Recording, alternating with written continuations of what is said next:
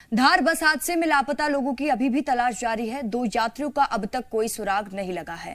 कल घाट संजय सेतु से नर्मदा नदी में गिरी थी बस। हादसे में अब तक 12 यात्रियों की मौत हो चुकी है। एनडीआरएफ और एसडीआरएफ का रेस्क्यू ऑपरेशन जारी है।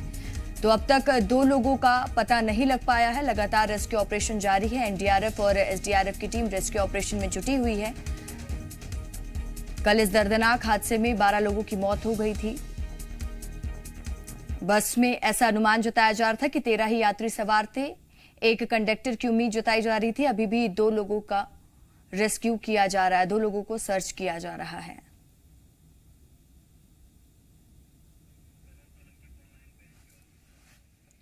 ज्यादा जानकारी के साथ जी मीडिया संवाददाता कमल सोलंकी हमारे साथ जुड़ गए हैं। कमल, क्या अपडेट?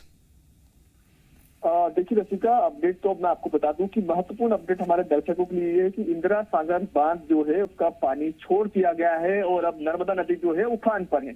और तो अभी फिलहाल रेस्क्यू ऑपरेशन नहीं चल रहा है। रेस्क्यू ऑपरेशन फिलहाल बंद है क्योंकि नर्मदा का जलस्तर अब काफी बढ़ चुका है। कल की स्थिति में अगर हम बात करें तो जलस्तर कम था और आसानी से रेस्क्यू ऑपरेशन को चलाया जा सकता था, लेकिन देर रात को जो है एनएडीसी उसके द्वारा एक मैसेज जारी किया गया, एक पत्र जारी किया गया। 10 बांध जो थे 10 मीटर तक की 13 बांध थे उन्हें खोल दिया गया है। 10 फीट तक की इनकी दूरी थी। जो 13 बांध खोले गए उसके बाद नर्मदा का जलस्तर में अचानक बढ़ोतरी हुई है। 5 जिले के कलेक्टरों को पत्र लिखकर बताया गया था कि अब नर्मदा के आसपास जो लोग हैं उन्हें हटा लिया जाए क्योंकि नर्मदा का जलस्तर अब बढ़ेगा। जो मछुआरे हैं उनको बता दिया गया था। तो अब नर्मदा का जलस्तर है उसमें काफी बढ़ोतरी हो चुकी है। और मैं आपको बता दूं कि कल जैसा कि मंत्री कमल पटेल ने बताया था, आधिकारिक रूप से उन्होंने पुष्टि की थी कि जो गाड़ी है उसमें केवल 12 ही लोग सवार थे। जो 12 लोग सवार थे उन 12 लोगों के शव बरामद कर लिए गए हैं। और जो कलेक्टर है उनके द्वारा कहा गया था, कुमार पुरुषोत्तम जो कि खरगोन के कलेक्टर है, उनके द्वारा कहा गया था कि बस में हो सकता है कि एक कंडक्टर और एक और दूसरा व्यक्ति चला हो, लिहाजा 14 लोग हो सकते थे। इसका अंदेशा व्यक्त किया जा रहा था। हालांकि बस में केवल 12 ही लोग थे। इसकी आधिकारिक पुष्टि देर रात को कमल पटेल के द्वारा कर दी गई थी। तो अब किसी भी प्रकार का कोई अंदेशा या कुशंका नहीं बचती है कि नर्मदा के अंदर कोई व्यक्ति रहा होगा। लिहाजा जो 12 लोग सवार थे गाड़ी के अंदर उन 12 शवों को बरामद कर लिया गया है। ये महत्वपूर्ण अपडेट हम हमारे दर्शकों को दे रहे हैं। यानी कि कमल, ये मान लिया जाए कि अभी तक जो 2 लोगों की तलाश संभवतः की जा रही थी कि हो सकता है कि 2 लोग मिसिंग हैं, उनका रेस्क्यू ऑपरेशन चलाया जा रहा है, वो अब मान लिया जाए कि और 12 जो शव मिले हैं उसके अलावा और अब कोई नहीं है नर्मदा के अंदर। निश्चित तौर पर अब नर्मदा के अंदर कोई नहीं है, इस बात को निश्चित तौर पर मान लिया जाए। क्योंकि देर रात को जो अंधेरा था उसके बाद रेस्क्यू ऑपरेशन भी रोक दिया गया था। कल खरगोन के जो कलेक्टर है कुमार पुरुषोत्तम, उन्होंने मध्य प्रदेश छत्तीसगढ़ से बातचीत करते हुए जरूर कहा था कि हम रेस्क्यू ऑपरेशन और चलाएंगे, लेकिन सारी पुष्टि करने के बाद ये पुख्ता हो गया था कि गाड़ी में केवल 12 ही लोग सवार थे। चूंकि सीसीटीवी फुटेज खंगाले गए थे, जिस जीपों से गाड़ी रवाना हुई थी वहां से दस्तावेज चेक किए गए थे, परंतु बीच में ये जानकारी जरूर इन्हें मिली थी कि एक कंडक्टर चढ़ा है। परंतु चूंकि बस के अंदर ऐसा कोई व्यक्ति जिंदा नहीं बचा था, जो बाहर निकले थे उनमें से ये पुष्टि कर पाए कि हाँ कोई कंडक्टर चढ़ा था। हालांकि जो भी लोग बस के अंदर सवार थे वो या तो बस के अंदर से या बस के आसपास से ही जो रेस्क्यू दल था उन्हें मिला था। तो उसके आसपास का जो 100 फीट का दायरा, 200 फीट का दायरा था, उसको रेस्क्यू टीम के दल के द्वारा अच्छी तरह से छानबीन कर ली गई थी। यानी कि कमल, ये मान लिया जाए कि अब रेस्क्यू ऑपरेशन खत्म हो चुका है, अब इसे रिज्यूम नहीं किया जाएगा।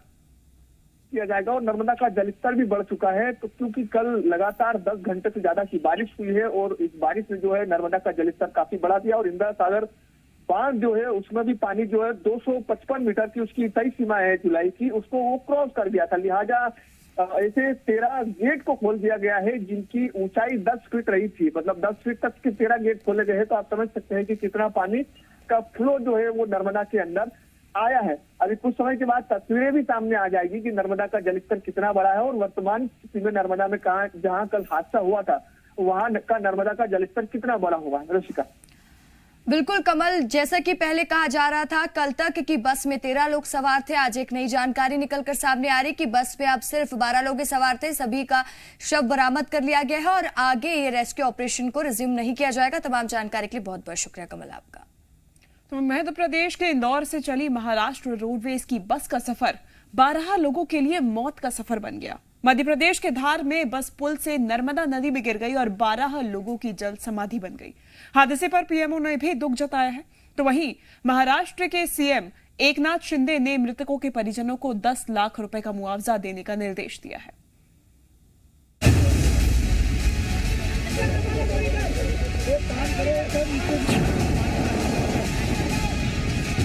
बस ऊपर से गिरी और पानी में नीचे जाते हुए दिखी हमको, तो फाउंडेशन पे गिरी, फाउंडेशन के बाद में फिर पानी में गई।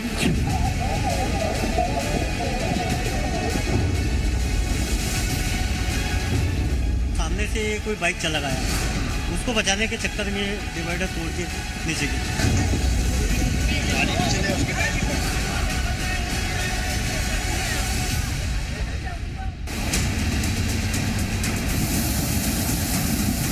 नीचे नर्मदा की उफनती लहरें,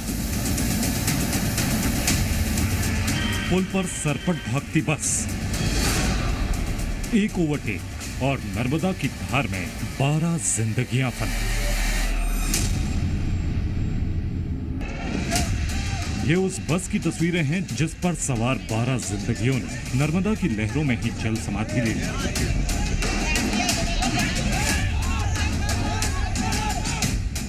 बस का पुर्जा बिखर चुका है, अगर कुछ बचा है तो बस ढांचा और बस के पहिए। बस को देखकर समझना मुश्किल नहीं कि इसमें सवार लोगों की मौत कितनी दर्दनाक रही होगी। सुबह का वक्त था जब इंदौर से पुणे के लिए महाराष्ट्र रोडवेज की ये बस चली। रास्ते में रुककर यात्रियों ने चाय नाश्ता भी किया और फिर अपनी मंजिल की ओर चल पड़ी। मंजिल दूर थी, सफर अभी बाकी था, लेकिन खलघाट में बने संजय सेतु पुल पर अनहोनी इंतजार कर रही थी।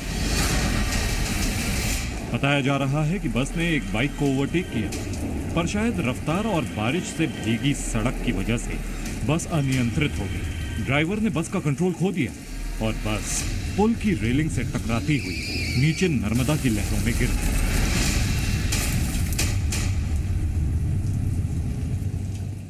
मैं कैमरामैन से कहूंगा कि एक चीज जरूर दिखाएं यहाँ पर कि किस तरीके से जब इतनी ऊंचाई को पार किया है, पार करने के बाद, इस ऊंचाई को पार करने के बाद तो ये जरूर अनुमान लगाया सकता है कि उसकी स्पीड कितनी ज्यादा होगी। जहां तक कहा जा रहा है कि 70 से 80 की स्पीड पर इस पुल पर वो गाड़ी अपनी चला रहा था। हादसे की खबर मिली तो धार से लेकर भोपाल तक हड़कंप मच गया।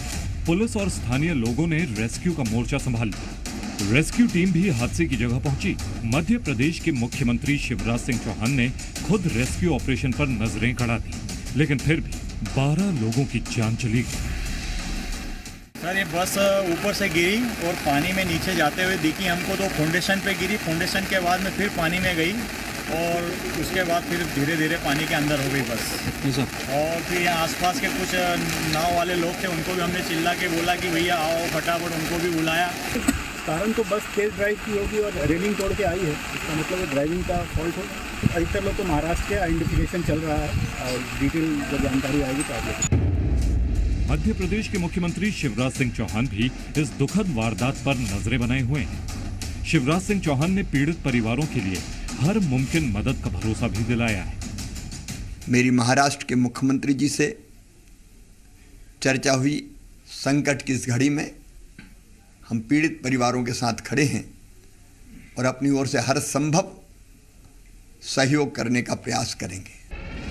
मध्य प्रदेश सरकार ने हादसे में मारे गए लोगों के घर वालों के लिए 4 लाख रुपए की मदद राशि देने का ऐलान किया, तो वहीं महाराष्ट्र सरकार ने भी पीड़ित परिवारों को 10 लाख रुपए की मदद करने की घोषणा की। 4 लाख रुपया मृतकों के परिवारों को दिए जाएंगे। उनकी डेड बॉडी भी सुरक्षित तरीके से ससम्मान घर भेजी जाएगी। दुर्घटना की जांच के आदेश कर दिए गए हैं। मुख्यमंत्री एकनाथ शिंदे जी ने और मैंने मध्य प्रदेश के मुख्यमंत्री शिवराज सिंह चौहान जी से बातचीत की। हमारे पूर्व मंत्री और सीनियर नेता गिरीश महाजन जी को हमने तुरंत वाया इंदौर स्पॉट पर भेजा है। उत्तर प्रदेश के मुख्यमंत्री योगी आदित्यनाथ और प्रधानमंत्री नरेंद्र मोदी ने भी इस हादसे पर दुख जताया है। धार से राहुल मिश्रा के साथ ब्यूरो रिपोर्ट, जी मीडिया। खबरों में बने रहने के लिए आप हमारे फेसबुक, ट्विटर और इंस्टाग्राम पेज को फॉलो कर सकते हैं। लेटेस्ट अपडेट के लिए आप हमारे यूट्यूब पेज को सब्सक्राइब भी कर सकते हैं और हाँ, बेल आइकन पर क्लिक करना ना भूलें।